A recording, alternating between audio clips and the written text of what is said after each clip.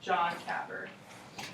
The Masoet then negotiated a peace treaty with the newcomers in which they pledged to maintain friendly relationships and come to each other's aid in case of an outside attack, among other things.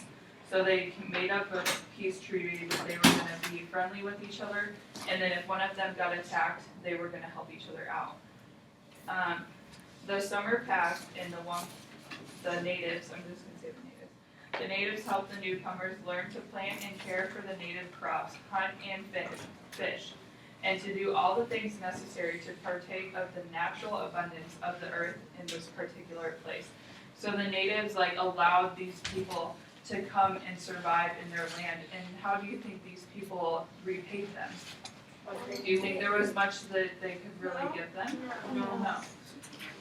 So it was all just a kind act of the Native Americans, and then we look to today how we treat them, and it just, is kind of sad. So now let's go on to the harvest celebration. So what do you guys think the harvest celebration is? Thanksgiving. Good. As a result of the help of the Europeans received from the new allies or friends of the Native Americans, they overcame their inexperience, and by fall of their first year, the native country, 1621, they achieved a successful harvest. They planted their fields with a mixture of European seeds, corn given to them by the Masoet. Their foreign seeds did not work so well, but the corn crop saved them. So why do you think the foreign seeds did not work so well? What happens when we bring a cactus to Michigan? Does it survive? No.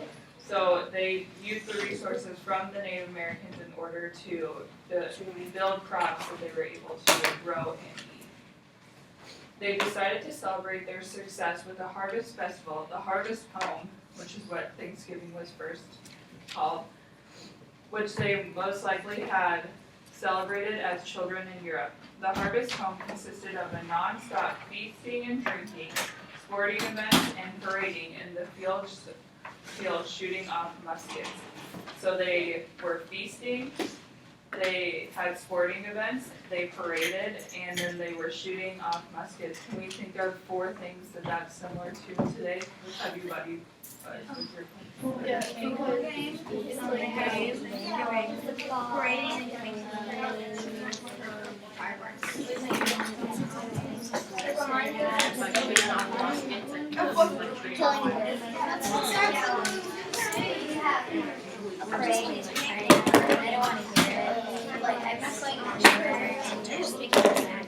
Okay, 3, 2, 1.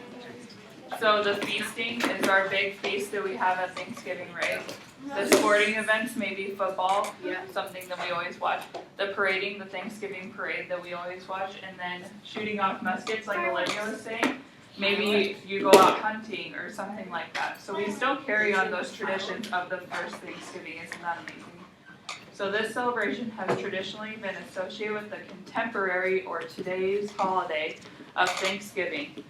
The first Thanksgiving was based on the customs, Jack, turn a card, was based on the customs of the European settlers brought with them, although traditional native foods such as wild duck, goose, and turkey were part of the menu. In many ways, this 3-day feast symbolizes a rarely achieved relationship of peaceful coexistence between Indians and Europeans in the 17th century. So then afterwards, although peaceful relations established by the Masoet were often strained by dishonest, aggressive, and brutal actions on part of the colonists, Masoet kept his part of the treaty all his life. Upon his death in 1661, 40 years after the landing of the first boat people, the fragile peace began to deteriorate or fall apart. In 1675, full-scale war erupted, ending in defeat of the natives under the Masoet son called King Philip by the English. Though decimated by European diseases and defeated in war, the natives continued to survive further colonization in the 18th, 19th, and 20th centuries. So, now let's go back to the front. And let's have you guys just look at the first people paragraph. And with your partner, make up a 1 to 2 sentence summary of just that first people. Because we're gonna be on this side, you're gonna be drawing pictures of each one of these paragraphs that we learned about. So we need to have a good understanding. So let's have you talk with your partner about a good summary of the first people. The first people. Okay, I think mostly was the first paragraph, the second paragraph, the first. Oh, first and second paragraph describes of the piece.